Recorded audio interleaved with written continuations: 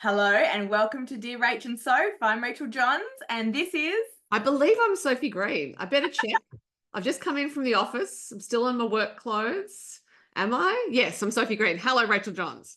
I'm in my work clothes too, but And your t-shirt says, for those who are not watching video, reading is my love language. I'm obsessed with this t-shirt. I actually saw Sally Hepworth, who we're going to have on the pod in a couple of weeks. Actually, no, by the time we record this goes out, we'll probably already have had her. But I saw this in one of her photos she posted and I immediately hunted it down and bought it for myself. So, and also for those not watching but listening instead, Rachel's t-shirt is red and the legend on it is in pink, and she has red and pink earrings on. yeah, I may not be good at hair and makeup, but I try to have the Accessories on point. stuff. Someone said to me once, "Oh, you always look so like color coordinated," and I'm like, "It's easy if you buy the same color pretty much all the time." Although last night I went to an event. I did an event at the Don Russell Performing Arts Centre in Thornley. It was a great event. And there's a book club that comes along called the Rockingham Readers, and they are an offshoot of the online book club that I do with Anthea Hodgson.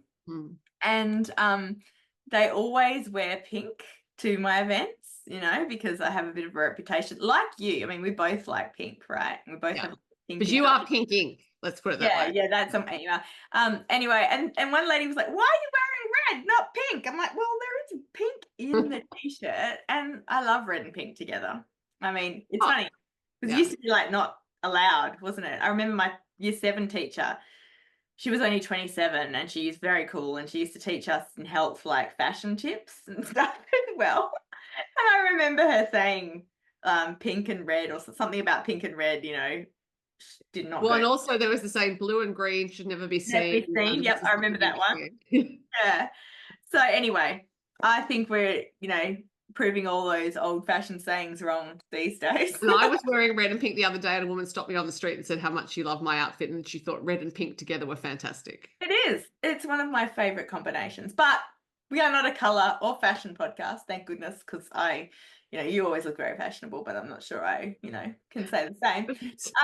I think it's all relative, right? It depends what you like, and as long as you're wearing something you like and you feel great in it, that is what's fashionable. That's so true. Like, if you don't feel good in what you're wearing, it like undermines your whole confidence and everything. You just feel wrong.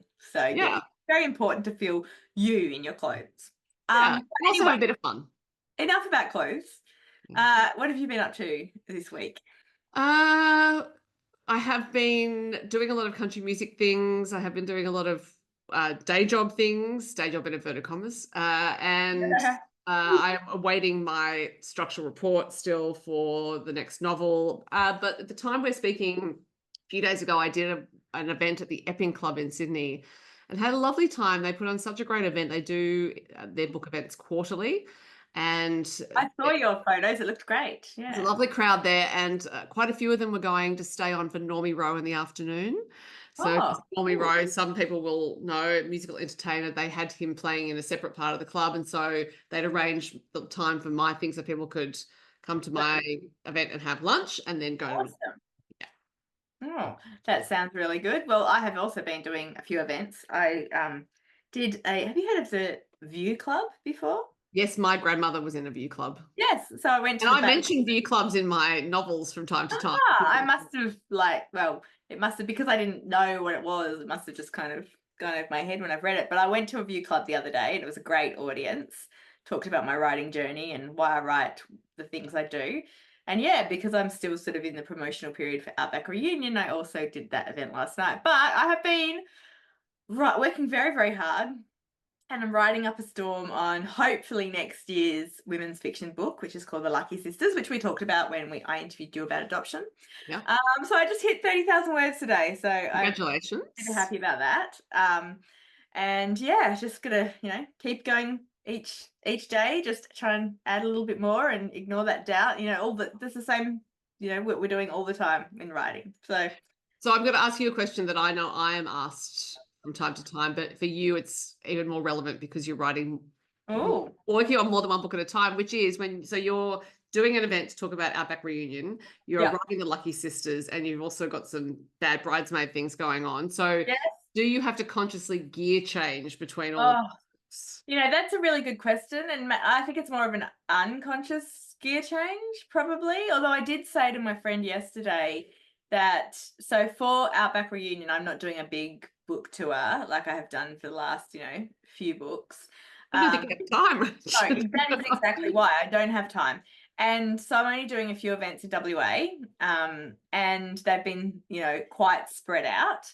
And I find that that's harder, like it's a little bit harder because I'm like going from writing, in the morning possibly or whatever, and then I go to promoting in the afternoon, and it's harder to sort of get in and out of the event zone when you don't, like, you're just doing events here and there. You know what I mean? Like when I've Yeah. done like 2 weeks of full on events, I'm just I saw a couple of writers, who've said online that they write when they're doing book tours. I can never do that. Like I just keep it separate. So then I'm really in the, talking about the book zone. But yeah, at the moment I'm talking a bit about Outback Reunion, still doing a few events with that. I've got another one coming up soon. I'm writing The Lucky Sisters, so I'm very much in the first draft mode of that.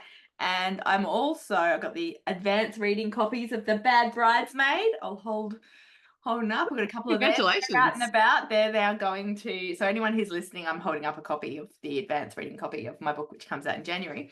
And they so now like the promo is starting to come up. I'm getting emails about, competitions that are running and things with bookshops and that and events. So yeah, it is a very much like when I decided I was going to write a book all those years ago and that I wanted to be an author, I wonder, like, it's not exactly what I imagined. What about you? What do you think about that?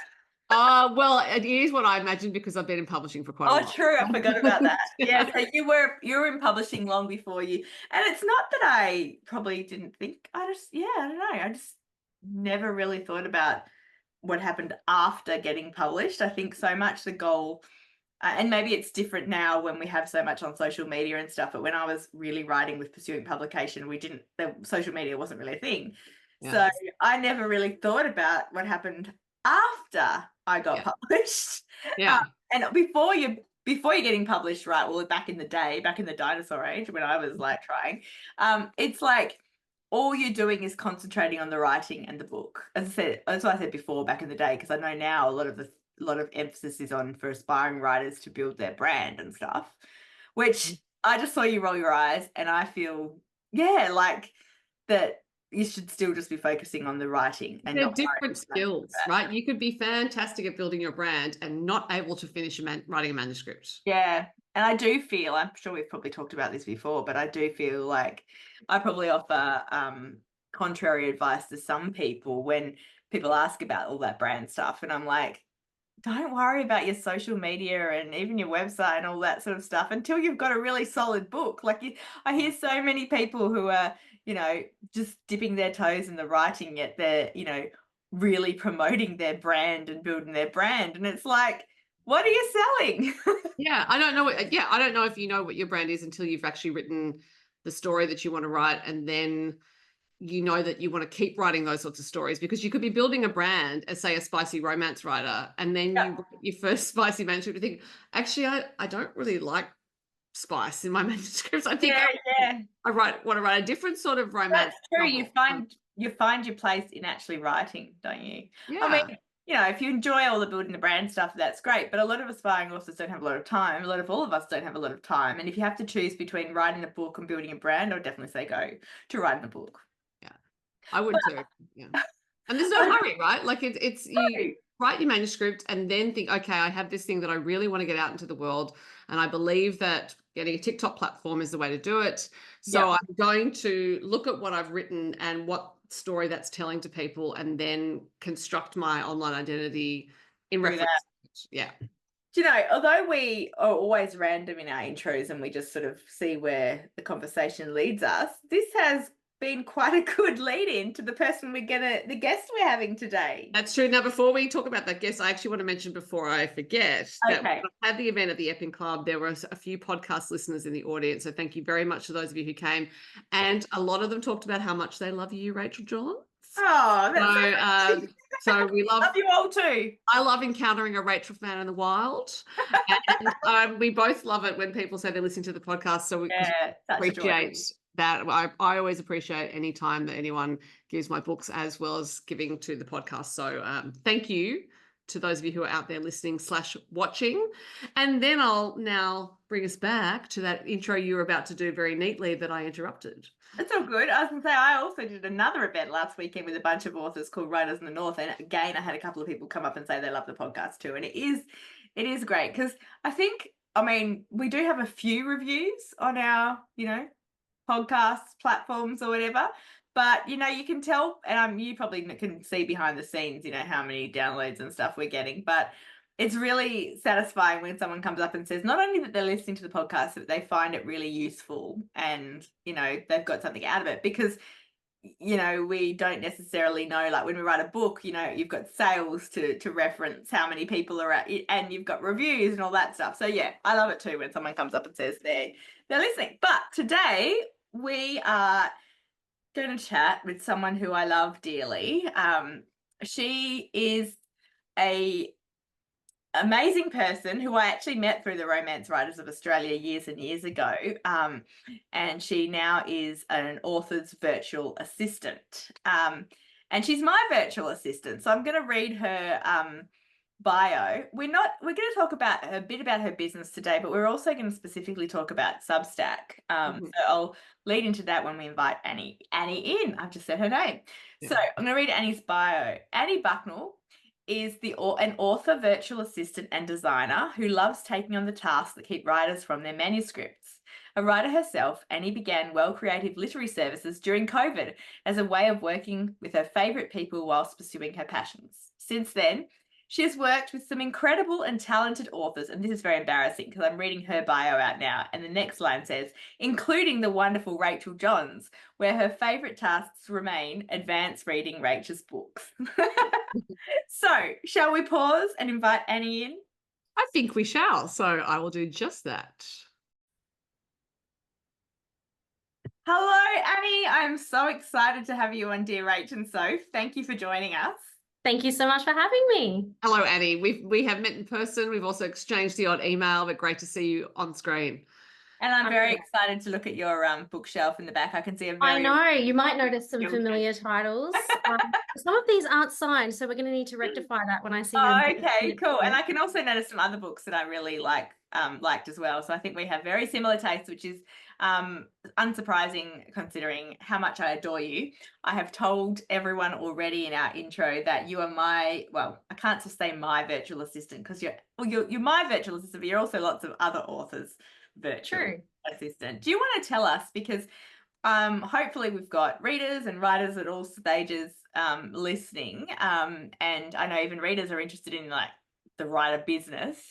And Sophie and I have often joked about how, actually I just said a few minutes ago how I didn't think about all the things that you have to do to be an author when I decided I wanted to write a book. And Sophie, of course, said, no, I did, because she works in publishing. So, so she knows. But do you want to tell us in your own words what a virtual assistant is and what you sort of do for authors? Sure. I think it's the most common question I get. What exactly do you do as a virtual assistant specifically for authors?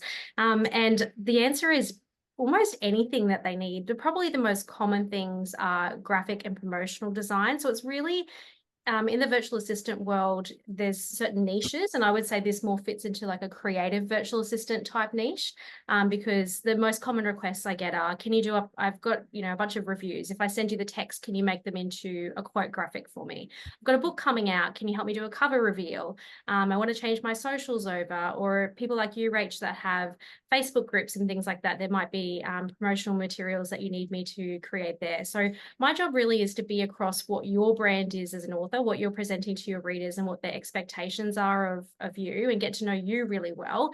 And then hopefully the idea is that we would have such a great working relationship that you can just shoot me off a little email and I'll be able to kind of really pick up exactly what you need and fast. Some of my, I think, as I said in my intro, my most fun tasks I get to do is occasionally get to advance read some books that are coming out, and considering I work with some wonderful, talented writers like yourself, that's something I'm always bragging about, like to my friends. I get paid to read. But you know, these are things that people struggle with. For example, like women maybe not women specifically, but I do kind of notice most of my clients are female, that they struggle finding parts of their writing that they want to brag about. Like, what are the quotable parts of my work, you know, because it kind of is an uncomfortable space. Whereas I can read through your work and be like, this is amazing, this is amazing. Yeah, that's so true. Yeah. And it's just, you know, being able to do that. So really it's a whole range of things. I think we've even created event banners, like printable banners and promotional materials for you. You've done that for me. I'm just thinking, I mean, you've done so much for me. Like when I rave about you, I've raved about you to Sophie, and I've raved about you to other authors who I know are kind of, all of us feel a little bit frazzled, and like I think with especially the business side of writing, and it often takes away from the actual writing time. And as you've said also, it's quite like you have to be quite creative to come up with ideas for, you know, graphics and to build brands and all that sort of stuff, and ideas for social media posts and that. So that takes away from the writing kind of thing. Yeah. I think the other most common thing I get is newsletter management. So that's a big one, because authors hate doing their newsletters with a passion. It's so funny because it's writing, right? Pardon me? Time consuming. Yes. And it's not just the writing for me, it's the writing, yes. But I still do the writing of my own newsletter, and we'll definitely talk about specifically newsletters a little bit later. But it's not the writing so much that's the issue for me. It is the formatting. And I used to get lots of author newsletters. I still get lots of author newsletters. I sign up to all my favorite authors, you know, to see what they're up to, but also get ideas. Like I think, you know, about like one of my favorite author newsletters, which I know you've mentioned before, is Lucy Score. I don't know if you've signed up to her, Sophie. No. She has a newsletter every week, and it's hilarious. And I always used to, like, my newsletter used to just be once a month, but we've actually now sort of, now that we've reached out, changed to Substack, I'm doing it weekly. But the newsletter problem for me was not so much the content, although that is a part of it. It was the design of it, and, you know, also the platform and all that kind of stuff. Like there's so many things, like all the different ways to use Facebook and Instagram and the newsletter platforms, and the different ways of, you know, updating websites. Like you almost, if you're going to manage your own whole author business, you need to be an expert in so many things these days. Yeah, it's quite the task, and lots of people just don't have the time, or they get overwhelmed by that, and it takes them away from the writing, etc. So and I think if you're going to run a VA business and specifically target authors, you need to be aware that you're not just going to need to know Substack, you're going to need to know MailChimp, you're going to need to know MailerLite, you're going to need to know Squarespace integration, newsletters, all of that stuff. Yeah, even like, you know, you're going to need to know the back end of all the different website programs, because another common thing is, can you put my events up for me? I've got a new book. Can you update my website? So really, it's just, if you think about it, it's the mental load. So those things that are draining your, you know, your mental capacities as a writer, those are the things that you want to be able to send off to a virtual assistant. And if you develop a really good relationship with a virtual assistant you trust, then you should be able to do that and have some good expectations between you on turnaround timeframes and things like that. And I think it's a very personal relationship, because it requires someone to really get to know what you're about. And have your passwords for a lot of things too. To have your passwords for a lot of things. That's true. Too. Yeah, there's a lot of trust involved. Yeah. And the other thing too is to point out is that for none of my clients, I've never been asked this, do I write for them? So any work that I do, that, you know, any graphics you come across of mine that are on social media, none of the words are my words. And I don't really feel comfortable doing that either, because you're writers, I would just be aping your voice. So, and it's going to feel false. And I really want, if you're going to invest in my services, I really want you to get something that you can proudly put forth as your own, that's going to drive that connection deeper to your readers. So what you do, I mean, you've although like I in some ways already had a brand before we started working together, you are very good at like, I can tell when I go on Instagram almost now, or like an author I know will share a graphic that they've done, or for me, you've done the how do you call it, like the Instagram sort of pinned posts that kind of become a banner at the top. Yeah, I kind of call them like a banner, like a website banner. Yeah, and they look so fabulous. But I can almost tell when I know, like, I see a post from an author and I'm like, oh, I reckon Annie works with them. That's but I think what you do really well is that you and tell me if I'm wrong here, but you sort of look, you get to know the author, you see what they're already sort of doing and what they've kind of, and then you finesse that brand in sort of like the graphics that you do and all that. So how do you go about like working on someone's brand, basically? Like, what are you thinking? Yeah, do you know what I mean? Sure. And I think like that's something I kind of came to, because I had a little bit of a background in marketing. Yeah, but I was actually going to ask, what was your experience prior to that? Yeah, that was, you know, in my 20s, I worked in finance and ran teams and did like a lot of marketing type stuff there. So while I wasn't a university trained marketer, I had a lot of corporate exposure to that and did a lot of courses, and that kind of really helped.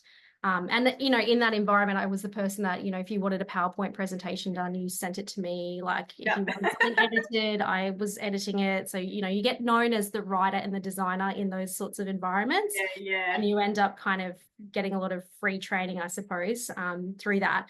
But when I stepped out into this world and started doing web design and things like that, it became really obvious that very quickly that like trends change, and people like yourself who are prolific writers, you might have covers that no longer suit the covers that you have now. You know, like it's one of those things where it's really fun actually for me. It's one of my favorite things is to get an author who writes in multiple genres or who've got a really big career and a really big backlog and pull it all together so that they have this visually recognizable brand. You know, the Journal of Advertising and Research did a study in 2018 which said that you had to be seen an average of 10 times by a consumer before they purchased your product. So my goal is that when I work with you, your visual aesthetics are going to be so clear and speak so clearly to your target audience that when you're interacting with them these 10 times, they're going to see that's a Rachel Johns post, etc. And I have a number of specific strategies that I use to work out how to mind sharing. I can go through that process. So when I bring an author on board, we generally do a little bit of a just really simple questionnaire to figure out what their likes and dislikes are in terms of branding, where they see themselves, what they've noticed about their readership, because really authors are the biggest experts on their readers and how their readers have responded. By the time they come to me, they're not normally debut authors. They're normally people that have a really good idea of what their readers expect of them and what the relationship is like. So a lot of that is discussion and, you know, questionnaires and things like that at first. I even do things like ask them, like, are there colors that you absolutely hate? Because I don't mind a bit of orange. I quite like orange too. But it's very divisive. So, you know, like things like that are kind of important to know. Like if I put this on your brand, is it going to make you want to like puke kind of thing? Yeah. And then, you know, just kind of working from there about where they see their brand. What I would normally do in terms of color theory is I'm going to pick, you know, based on what genre you're in and, you know, where you see your, like, because we've really got to talk about what your goals are too. You know, you might be currently a rural romance writer, but you're actually working on a historical in the background, and that's what you're going to be pitching to a publisher next year. And if I just take what you've already done, like, you know, we've got to then ride that line between keeping your current publisher happy with and your current audience happy that read your rural romances, but then also, you know, position you that it's not going to seem strange visually if you start to like the more serious color palette of like a historical fiction. So it's all, so even goal setting or me understanding where you're at or what you're working on is really important too, to get that right. But yeah, generally I would pick maybe 3 or 4 colors that work with where you see yourself and where you're going. And that would signal to an audience that this is this kind of book or this is this kind of writer.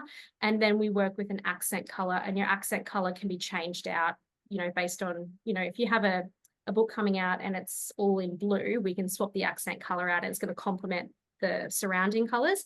But as you know, Rach, your accent color is pretty much just pink. So that's, and I love working. You have the most fun brand. It's really. I was saying to Sophie before you came on that I did an event last night and I actually wore this t-shirt again last night because I love it. And someone's like, "Why are you not wearing pink?" And it's got pink on it. But like, so it's kind of it has become a thing. And I guess in terms of branding, that's what's, you know, like Sophie has really good covers that really, really brand her. Like, and so you can immediately tell that the style, the color changes. But you wouldn't need to have your name right on your, like, I reckon you could have your next book out, and if the cover was similar to, you know, kept with your brand, I would know, like, people would be able to tell without putting your name on it, because branding is so strong, and branding is really, really important, I suppose, especially when we're so visual these days on social media and all those platforms. And there have been some copycat covers, some people who have walked a fine line, but and then is it like what's that saying about copying? Is it like the sincerest form? Imitation is the sincerest form of flattery. I know why their publishers have done it, and I laugh about it. I more have other people contact me outraged on my behalf. I'm like, come, it's fine. That's hilarious. So I don't know how I ever did without you, Annie, because well, Rach, I've got to say, listening to Annie talk, I'm like, how do I do without Annie? I know you should. Well, I've already been. I need an Annie some days, so yeah. I think we all need an Annie, and that's the thing you mentioned earlier as well. Like, you have mostly women authors. Yep. And that's probably because a lot of us, Sophie and I, are always saying we just need a wife, you know, like we won't mention names of certain male authors and stuff, but it's like, we can mention Stephen King. I think he actually, because I was rereading like bits of his on writing book before, and he's like, you know, no book should take longer than 3 months. And I remember telling that to another writing friend, and she's like, yeah, well, he's got a wife who doesn't, you know, like, he didn't have to running the house where he doesn't have to think about cooking or housework or anything, shopping, nothing. And the expectations of men and how personal their brand, male authors, how personal their brand should be is completely different. And it leads to, you know, women being really confused about, am I allowed to have boundaries on social media? What parts of myself do I need to share to my readers? What can I hold back? So even parts of branding conversations I find myself having with authors are actually curating, like, what parts of yourself do you want to share with a widespread internet audience in these parasocial relationships, and what parts because we just often get the message that we have to have the door wide open, and that's also not the case. It's like that little bit of both, I suppose. I always find it interesting how much, I mean, readers do seem to, like, you know, like posts when you share something personal, or, you know, put up a dog picture, or, you know, various, you know, things that aren't anything to do with books and writing. But then when I think about it, and maybe authors, we're different kind of people. We're crazy, right? Which is, as I've said a number of times on this, and Sophie always rolls her eyes. But I'm not rolling my eyes. I'm more just like, don't know that I'm prepared to admit that I'm crazy, but we're all crazy. We're all crazy. Like, we're all mad here. Yep. Exactly. And proud of it, you know, like, but like, I always think I don't necessarily, well, I mean, there's a few authors I follow, I suppose, and when they share photos of their kids and stuff, I'm always like, oh, that's so lovely. And, you know, I guess I do like seeing my favorite authors share, you know, parts of themselves. But on the flip side of it, I find that kind of odd that I do, because really, I'm reading them for their books. So yeah, I'm contradicting myself here. I think that if I can interject, I think that you're forgetting how magical you all are to us. And, you know, we just, you guys just think this is so normal, just writing and publishing books. I mean, you know, 2 a year, Rach, like, but for readers, there's a bit of magic that when we read your words, like it's going into our brains. You're telling us these amazing stories. So, when we see you doing normal things like, you know, walking a dog or whatever, it's kind of like like they're real people and they're magic. I don't know, but it's just this... I kind of get what you're saying, because although we completely, well, I'm not speaking for you here, Sophie, but I completely feel like very normal. My kids definitely keep me, you know, grounded. No grandeur here, because, yeah, I'm just told how unspecial I am by particularly one of them. Like I do really love, I look at other authors, like my favorite authors, and I just think, yeah, they're like magical beings for me. And when I create, so yeah, that's really interesting. So I guess, what kind of things do you think authors should be sharing on social media? Have you got any tips I think for Soph and I? I think it's actually not necessarily about you, so to speak. It's about your audience. So, and then clarifying that it's also about what you're comfortable with. So, for example, if you write serious historical fiction, which, the purpose is to entertain, but also to educate, you've got to think about, what does a historical fiction reader really want? They don't necessarily want cat a day posts every Saturday, like they might. I mean, because we love cats, and like animals are probably universally appealing Good, anyway. Sophie. But also, where are those readers? Like, are they on Facebook? Are they, that's really important, isn't it? And that's where things like Substack kind of come into play. So if I'm working with a historical fiction author and they don't feel comfortable on Instagram, it's kind of like, well, why be there? You could write articles about history and build an audience that way. So I think it's about two things, which is thinking about where your audience is and like where you're likely to find them, where you're comfortable, and what you're comfortable sharing. It's just like an intersection of all those three things. And I don't think there's any clear answer. But and then you've got people like you, Rach, who are across like multiple platforms and execute it so well. But the reason you do is because you're so consistent, and you have built a recognizable brand. But I think sometimes the message is that it's okay to not be as prolific as you, if you're not as confident or comfortable as you seem to be, Rach. Like you just, so a lot of authors don't necessarily have your comfort level with social media too. That's what I find. And Sophie, I mean, like I think you do a lot of videos and stuff, so, and a lot of people are not comfortable, necessarily. Oh, I never used to be comfortable. I'm only comfortable because I started doing it in my country music life, because I had to, during the pandemic, I realized that I had to start interviewing on camera because the artists couldn't perform live. And I thought the whole reason I've been doing that platform now for 13 years is to promote Australian music and Australian storytelling through music to an audience. And when they couldn't get out there themselves, I thought, well, what can I do apart from, I can write about it, sure, but I could also see that transcribing interviews was not getting a lot of traffic. And that's when I came to the realization that I was going to have to get over myself and get on camera and just become comfortable with it, learn how to do everything, learn how to use Zoom, edit video, all those sorts of things, so I could do it. And therefore, once I thought about the author social media side of things, I thought, well, I'm now comfortable being on video. And so with the slightest provocation, I will now just start recording a video and putting it out there.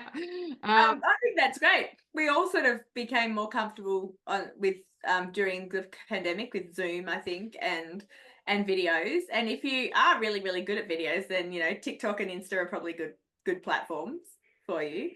But I'm contradicting myself here in that I'm loving hearing about all the, the branding ideas for social media. But Sophie and I did do a podcast last year, or the beginning of this year, about, that in the end, how much, does social media actually sell books? So, in the end, as you said, like if you're not, like it's pays to be strategic. If you enjoy it and you like it and it's not taking too much time away from your actual writing, then go for it. But if you're not, then really be strategic about, and you don't have to be on everything, do you?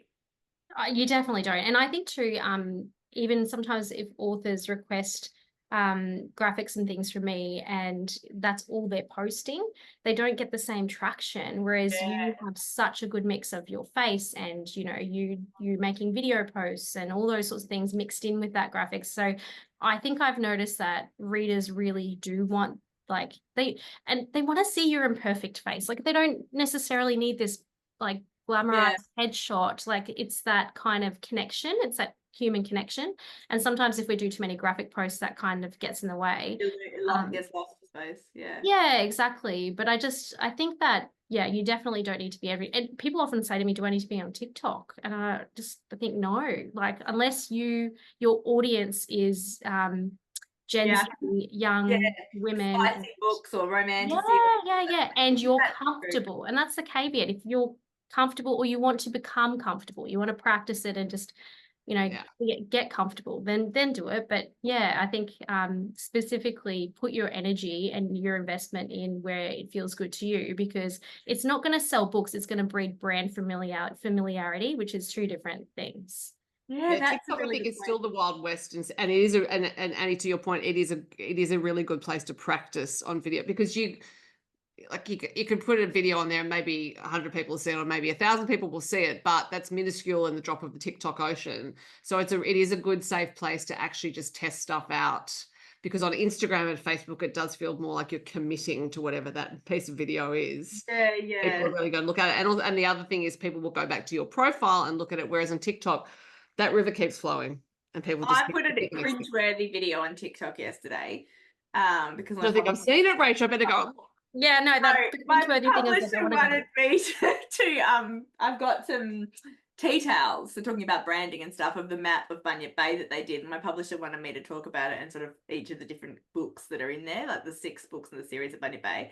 And I find, and this is, again, it's, I guess, what you're comfortable with, because I find like spontaneous, just, not like that's kind of organic video, or just, talking or rambling or whatever, is much more what I can do. When I have to actually do something that's specifically trying to like promote something or sell a task, I sort of I clam up and I can't do it as well, and it sounds, cringeworthy. I also think you buried the lead here. You have tea towels. I do have tea towels. I was looking, they're not in my office, but I'll show another time.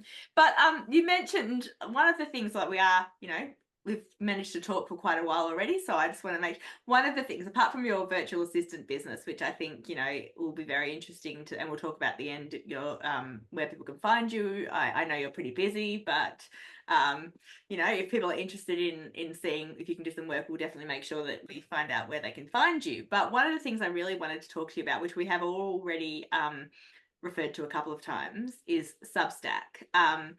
Now, can you put you on the spot here, for anyone uninitiated who has no idea what we're talking about when we say Substack, can you give us a little bit of a overview of it, definition?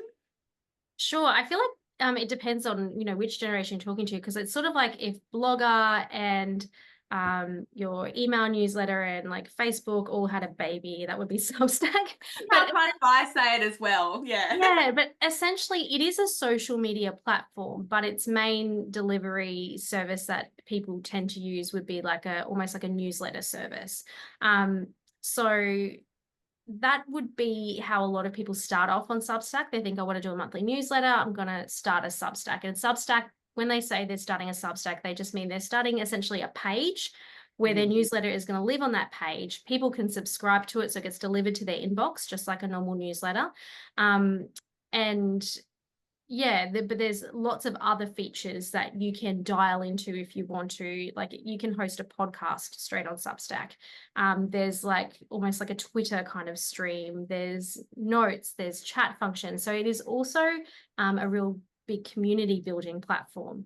The difference with Substack versus saying just having a Facebook group or something like that, or just having, a newsletter list, is that it's a social media platform where you own your list. That's their big selling point. They also don't charge you unless you're actually charging subscribers. So you can offer a free subscription to your Substack, which is pretty common. And then you can also offer a paid Substack subscription as well. So you're only going to be charged by Substack if you actually are charging subscribers yourself. And as they say, like, you continue to own that list. Whereas, as we know with Facebook and Instagram, they change the algorithms constantly, and you cannot guarantee to be seen. Whereas when we send your Substack out every week, Rach, your 2,000 plus subscribers are receiving that in their inbox, and you've got a really good open rate. Like, I think it's better than I used to have. So yeah. Just a little bit of background. I used to have MailChimp, which I set up years ago somehow, even though I'm terrible at doing all this stuff. Somehow I think I managed to make it work. But I also found it, like, my design never looked perfect on there. So one of the first things that, one of the reasons that I wanted to get a virtual assistant and that I reached out to Annie was because I wanted to offload my newsletter. More that, as I said, I still write the copy in it and send the photos, but then Annie formats it and makes it all look pretty in a much more better way than I could. And sometimes there's some graphics for it and brands things, and you know, she just makes it shine. And I was using MailChimp, and I kept going over the 2,000 subscribers that you can have on MailChimp. Now, I know there's other authors who have tens of thousands of people, but I've never sort of really pushed the newsletter, and I also haven't been involved in any sort of newsletter promos, you know, like sometimes people do newsletter switches and stuff, and then they build their list. It's been very organic for me. I really just wanted people there who definitely 100% wanted me in their inbox. But when I started getting over 2,000, it was like I was only sending a newsletter once a month, and I had to pay if I got over 2,000, and you know, quite a lot when you looked at it was for only one newsletter. So I kept deleting people who hadn't opened my newsletter for a while, and then I said to Annie, I'd heard that MailerLite, I think, was slightly cheaper for, you know, more people.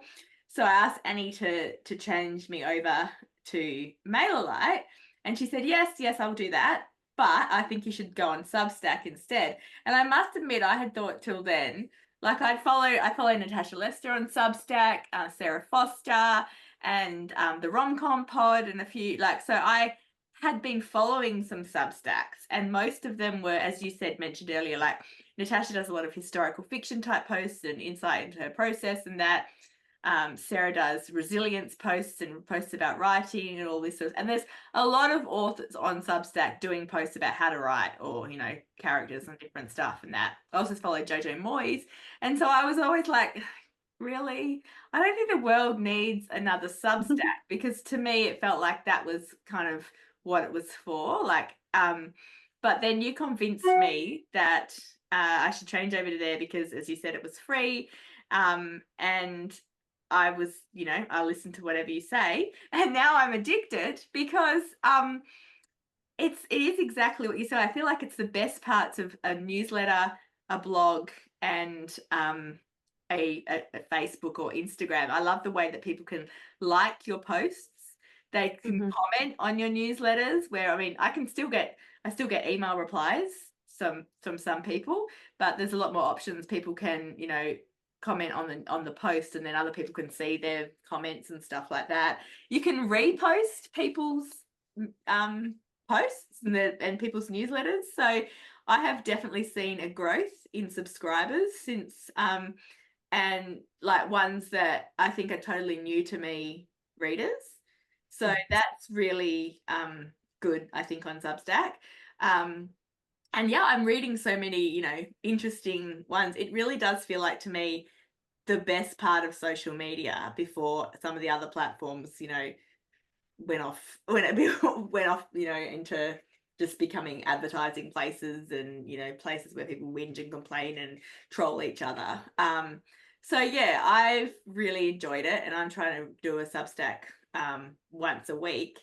I also find, I don't know if you found this with TikTok, Sophie, that the more you do something, the more ideas come for it. Like, I just find that generally, like, the more books I write, the more ideas I have for more novels.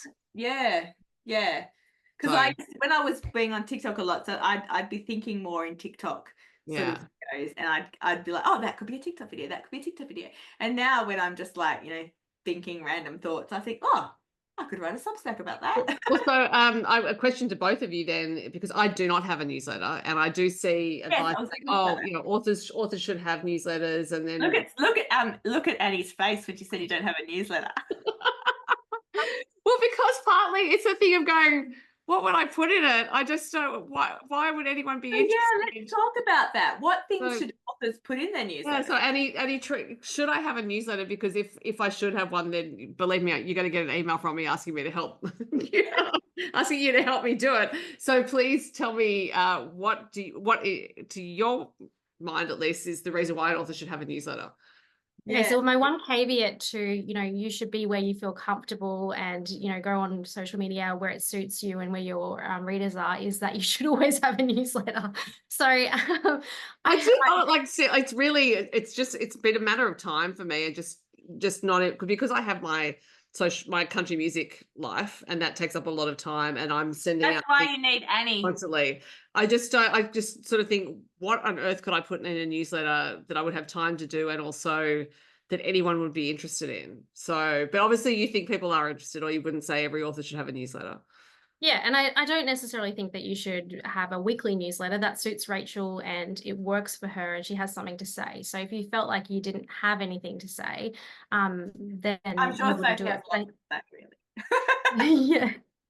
But you could even have a newsletter for the podcast. Does the podcast have a newsletter? It does not. No, we don't. And I know I follow a few podcast newsletters, Friends and Fiction, which is a great, actually it's one of the few Substacks I actually pay for.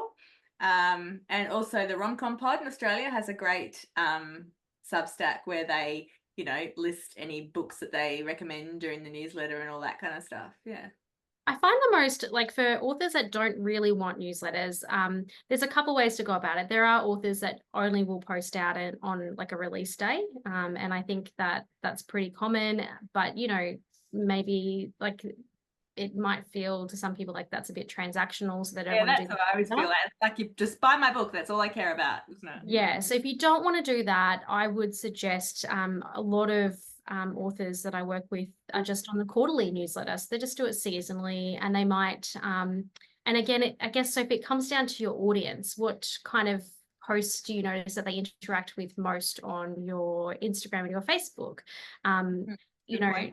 Having themed newsletters where you have a certain section each time, that's really helpful. So I've just scheduled my first Substack monthly newsletter for tomorrow morning, so I'm so excited. I've got a baby Substack. So you got to start somewhere, right? Yeah, it's Virtually Annie, and it's author design and branding. I'm already following you. I've started following you when you began Substack. So there's only 40 followers. I didn't bring a list across. I had an old list that had a couple hundred on it, but it was so old and archived. I thought, I don't want to bring that. I just want to start afresh. So it's just like a little baby Substack at the moment. But the way I thought about the newsletter was, what things are my audience interested in? So if my audience obviously is authors, then, they know that they're going to be coming to read that for a design perspective. So I've just kind of I have a little intro section. This is probably a fairly similar format that a lot of the authors follow. I have a little intro section that it has some personal stuff in there. So for mine, it's just, I actually themed it as well. I just said that I have a word of the month that so my word of the month this month is confidence. And look at me, I'm on a podcast. Tell us what else you've done confidence-wise this month, Annie. Oh, okay. Do you want to share? I did. I posed nude on the Story Bridge with 5,500. Oh, I heard about that.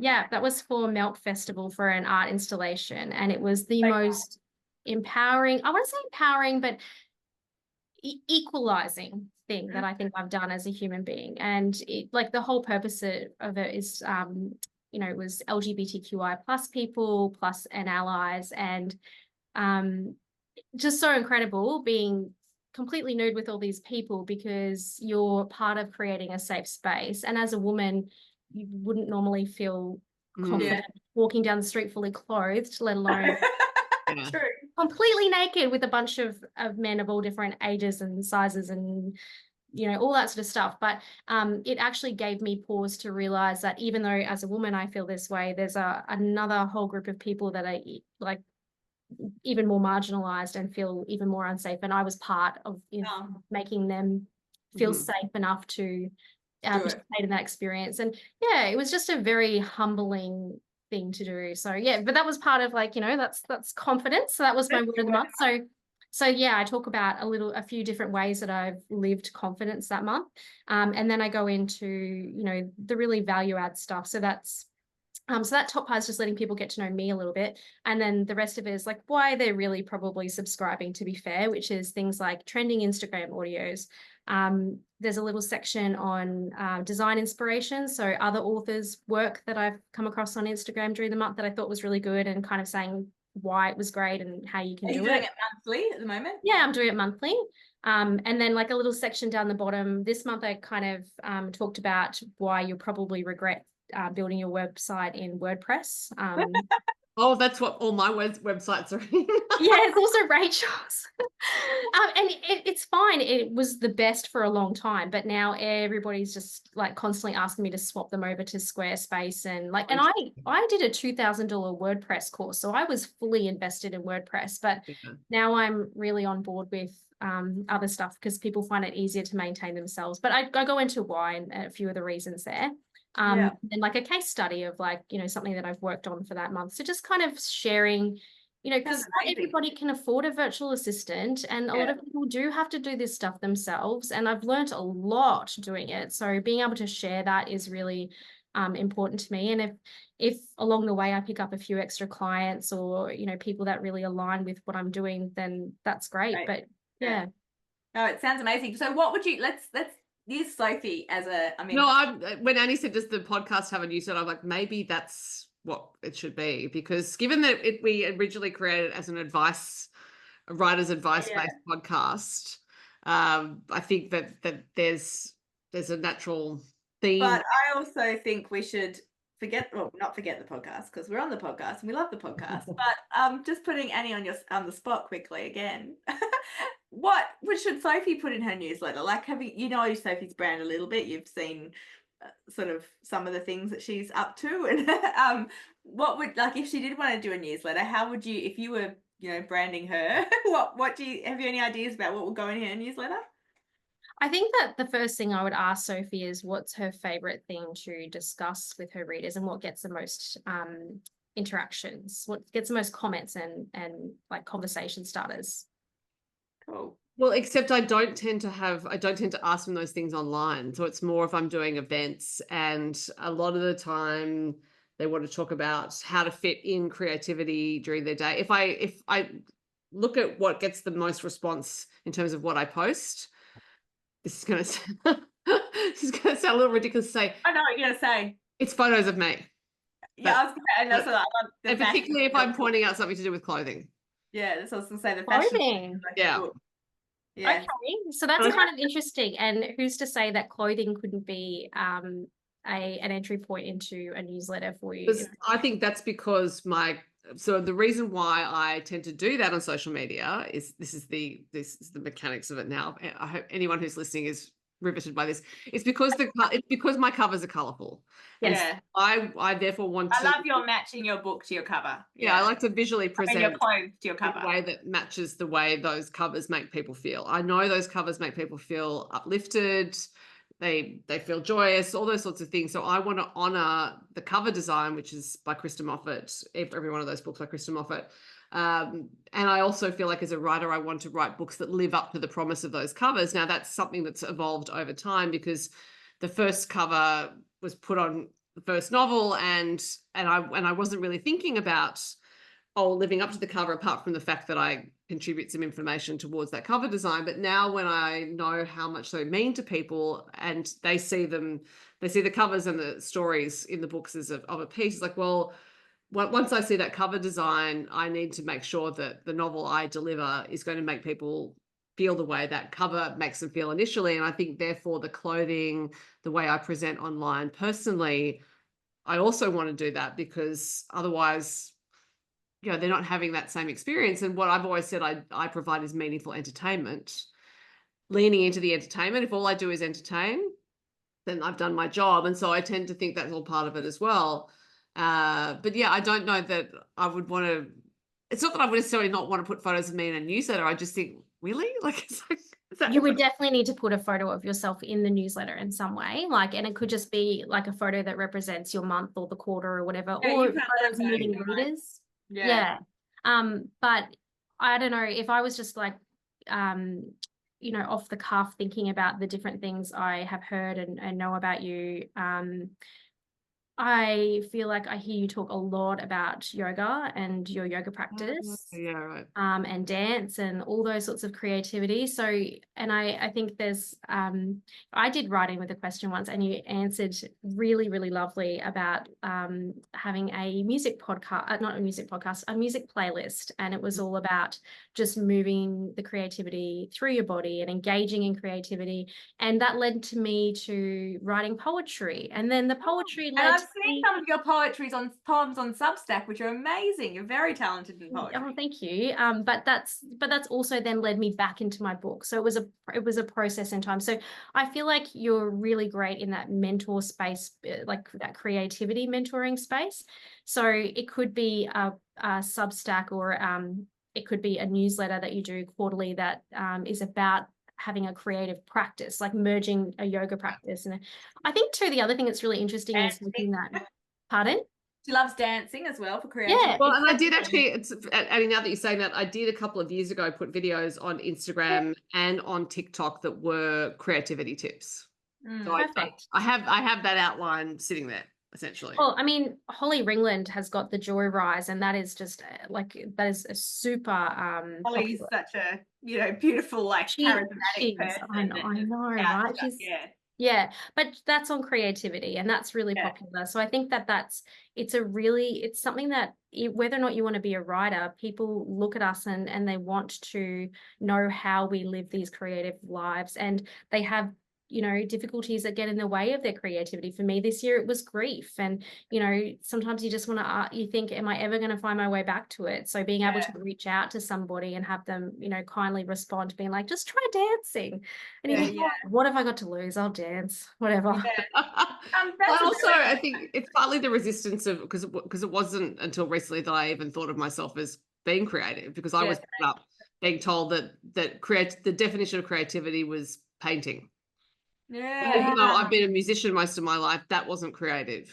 Wow. Creative. It's funny how we I always think about creative being like, people will go, oh, you must have a good imagination. And I'm like, I just thought about this then. I don't feel like I do have a brilliant imagination. Likewise. So maybe there's a difference between imagination and creativity. And like that's a whole other tangent, but yeah, it's interesting, like how all those thoughts that we have in ourselves. But bringing it back to Substack and the newsletter, and then we better wrap up, because as usual I could talk for hours to both of you. But one of the things we've discussed a couple of briefly on various podcasts is, as a writer, you like I see writers very much targeting writers with their social media rather than targeting readers. And yes, all of us writers are also readers. Primarily, I'm actually writing a Substack right now that says I'm doing starting a series called Confessions or something like that. And the first one is Confessions. Number one, I like reading more than I like writing, because I hear, but we are primarily, all of us are readers first, right? That's why we write, because we found joy in, whatever, in books. But so I guess like promoting to writers is promoting to readers. But as an author, like there's a lot smaller amount of writers, than there are readers in the world. And I feel like on my social media platforms, I'm building a community, which is part of it, but it is also like the reason I'm there is to promote, obviously, my books and my brand. And, I really want to promote more to readers than I do to writers. And I just wonder what you like. I feel like a lot of the Substacks that I read from writers are, how to write books, the process, or, what are you doing to writer's block, or, creativity. And as you said, creativity is not just writing. So I think that's a broader thing to focus on. But like, how do you feel about that? Like, is there a way to target readers on these things? Most of them seem to be targeting writers. And I think that's what, like for Sophie, if you wanted to do something about creative practice, you're doing it through the lens of your reader, of how they might, like they love, Art Hour at the Duchess Hotel it is about art. That. So if they're reading that, they're feeling that connection to it. So everything is filtered through the lens of the person that would be picking up the book is also reading the newsletter. But you're so right, Rach, we do tend to target each other as writers, and probably the fastest way, to be fair, to grow your following online, if you're a writer, is to target other writers, but they're not going to buy your books. Yeah. Unless they're really fangirling you, which is great too. But it's just, it is a bit of a, you know, an own goal, really. Yeah. So for me, creating a Substack that is for writers is because I have a writing services business. Yeah, exactly. It makes sense for you. Yes. Yeah. However, I'm very conscious that would not convert when I finish a book, and if I was then would you having do a different Substack for if your author platform yourself? Yes, so that's also that's something I'm already thinking about, because I'm really big in you know, I'm for me, I'm come from a history perspective, and I'm writing like a bit of a, but so for me, I'm thinking about, okay, you don't want to get too ahead of yourself. You don't want to create an audience when you haven't finished your first draft. Like, that's just procrastinating. Yeah, we were actually talking about that. Yeah, and that's my favorite way to procrastinate, is like to build like a whole brand. Well, my favorite way to procrastinate is to go online and to do some social media and stuff, or because it feels like I'm working and I'm doing stuff towards, or get some ideas about merchandise, or it is work. It's not procrastination. It's like I say to people that thinking time is not procrastinating. Yeah, actually, it is work. But if you do all that and you don't write the books, well, I really hate to break it to you, but at the pace you're putting books out, you are writing. So it's getting done. Yeah.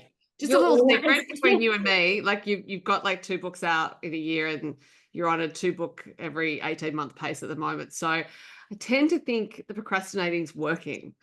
Absolutely. And I think sometimes if you are listening to this and you envy Rachel Johns' platforms and her success, as somebody that sees behind the scenes, I need to tell you, she is one of the hardest working authors you will ever come across. Her success is because she's consistent. It's because she is genuine. Her brand is really authentic. She's very much who she is on social media, but she works really, really hard. And I think that the beauty of working together, Rach, is that I get to be a bit of a roadie so you can be the rock star. And I think that's where the VA relationship can be.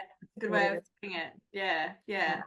No, well, I know that I feel so much lighter since taking you on to take on a lot of a load. And what I love particularly about Annie, and I don't have any experience with any other virtual assistants, but I can say with Annie, I will be like, what about this? Do you want to take this on as well? So one thing Annie has just taken on, and I think, Annie, you're a very hard worker as well. I see that, but also like I like Sophie's term beginner mindset, in terms of, I asked you if you would do some event planning for me and work with Anthea and I on helping to organize the next couple of book club retreats. And I don't think you had event planning kind of experience, you said, but you're like, yeah, let's add another bow to my whatever I'm trying to think, so yeah, like, I think it's been really good for me as a writer who's like you said, writing a couple of books a year. I do this for my job. To me, I would never go back.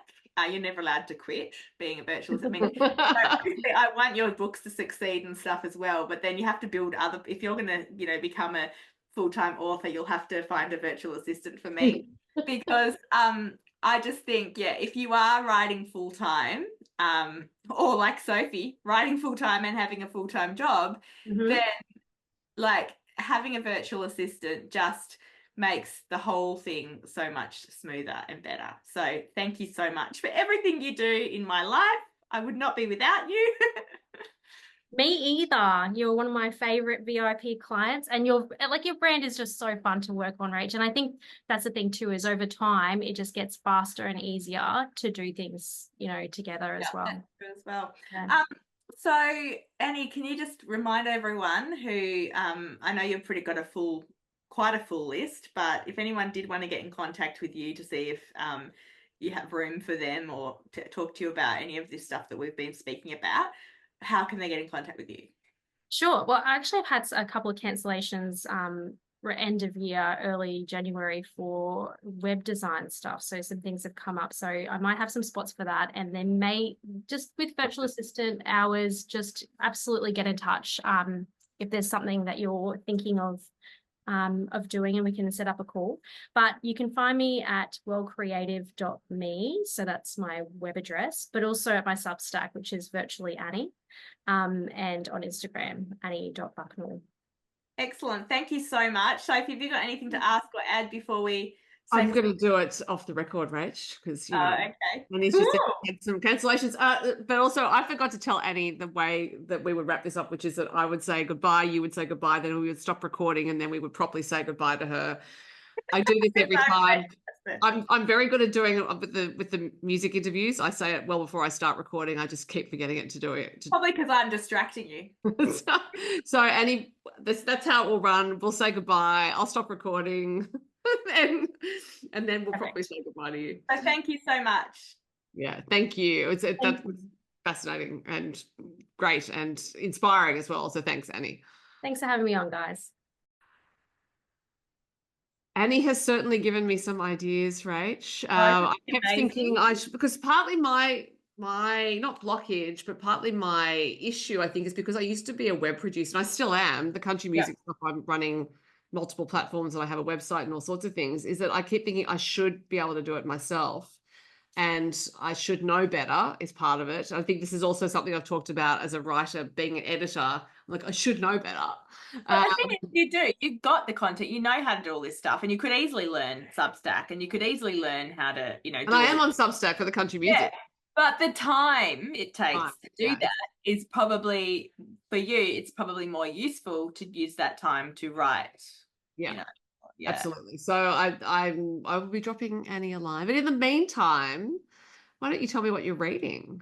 What am I not reading? I'm like reading a million things at the moment. If you go on my Goodreads, it's like 50 currently reading things. Some of them I've abandoned, but others, I'm reading, I just read a new rom-com that's coming out next year called Book People by my friend Jackie Ashenden, and that was set in a English village, and it's about two bookshop owners, one literary bookshop and one, you know, romance and fantasy and genre bookshop, and the bit of rivalry between them. That was fun and heartwarming. And I'm also actually about to read another book for a cover quote. It's called The Calendar Mums by Lauren McKellar. And of course, on my desk, you know, daily new books arrive. So I followed, but interesting talking about Substack. I follow The Sharpest Pencil on Substack. I've forgotten her actual name now. And I think I know, but I don't want to get it wrong.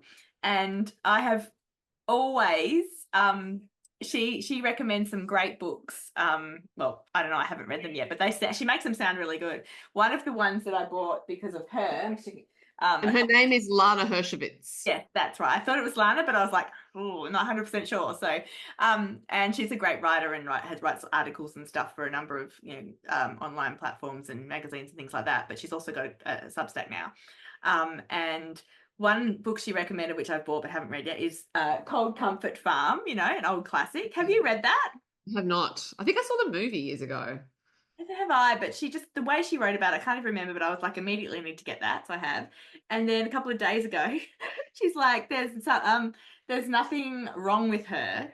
And I found out that I actually follow this person on Instagram too. Kate Weinberg, her name is, yeah. Yeah, so it is a book. It says, well, Jojo Moyes and Richard Curtis have both raved about it. It's basically, it says, Vita Woods is on the brink. She has a job and a successful doctor boyfriend, Max, a best friend for life, a vivacious, charming sister called Gracie, even a goldfish called Whitney Houston. It was the goldfish that got me, I think, because I love old, you know, interesting pets, who shows her she's not the only one going around in circles. And then she can't leave her basement flat, basically. She's been sick for months with an illness that even her doctor boyfriend can't diagnose. Anyway, it just sounded, the way she wrote about it sounded great. So, yes, as usual, I'm adding to my to-be-read pile daily. And yeah, there's lots of books I want to read. What about you? What are you reading? What do you want to read? I've just finished reading Pineapple Street by Jennifer Jackson. Oh, I've read that.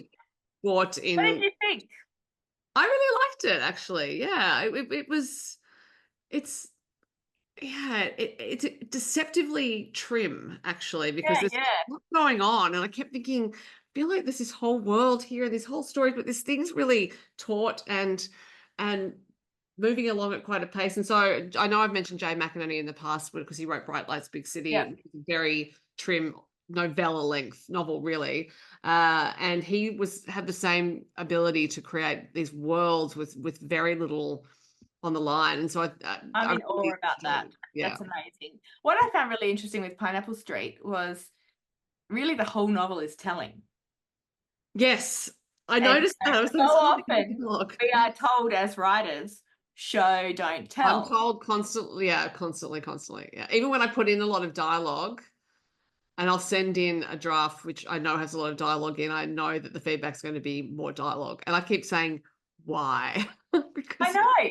I'm not a screenwriter. Why? Yeah, that's true. Although I'm writing, I think I've sent you a message the other day saying, I feel like I'm only writing dialogue at the moment, but I just feel like, you've got to get the draft down any way you can, and you can, tweak and edit later. But I just find it really interesting that we get told so much, show, don't tell, show, don't tell. Yet some of my favorite books, another one that I really liked, I don't know if you've read Hello Beautiful by Anne. Yes. Yeah. A lot of all telling too. Yeah. Love that book. But and another one too, I just suddenly thought Tom Lake by Anne Patchett. Yeah. I mean, there's a bit of showing, I suppose, because she's having conversations with her daughters and stuff. But I just think some of this really, some of the books that really grip me, if you actually strip them bare, they're technically telling. But I think there's a difference between the type of telling they write and sort of, So it's the type of genre they're considered to be in. So in literary fiction, you can absolutely get away with telling all the time. And I think Pineapple Street's probably classified as literary or high-end commercial just because of the telling and also the length. Did you know she's also an editor like you? I did think I did read that, yeah. But whereas in commercial fiction, we have to write in a certain way. There needs to be a lot of dialogue, and the expectation of both publisher and reader is that that will be the case, which is fine. Because I love writing dialogue. It's more than about. Apparently, it seems to be happening more and more in my life. But I do think if you're doing a lot of telling, then it gets classified as literary, and then that's okay. Yeah. Because all the 3 books you just mentioned, and so what we just talked about, including Hello Beautiful, and Anne Patchett certainly is considered to be literary. Yeah. What I find though is I feel like again they're quite commercial literary, if that makes sense. Like they're on the high-end commercial, Rach. High-end commercial. High-end commercial, but that's better than commercial literary. Yeah, like I think that is, if you can write a book like that, then you get both sides of the people, both sides of the readers. Yeah. So there you go. So we both have things we've read and things we are reading, and there will be more down the track to talk about. But we've probably talked enough for today's. I think we have. I'm going to go make dinner. How boring. Right, well, you and I will be talking again. I think we don't actually have another recording schedule, but look, people. Sorry, we do. We have a repeat customer. I was just about to thank our listeners for listening, and we do have another one coming up. At least one more podcast for the year. Yeah. But if you want more, because we like chatting, then send us some topics you want us to talk about. We'll either talk about them this year, or we might do a season 3. If you also, I'll just send us a love note saying that you love the podcast, because give us some motivation to keep going, and give us a ranking on Apple, preferably 5 stars, because we're authors like less than 5 stars, as we've talked about before. All right, thanks, Sophie. Have a good night. Bye. Bye.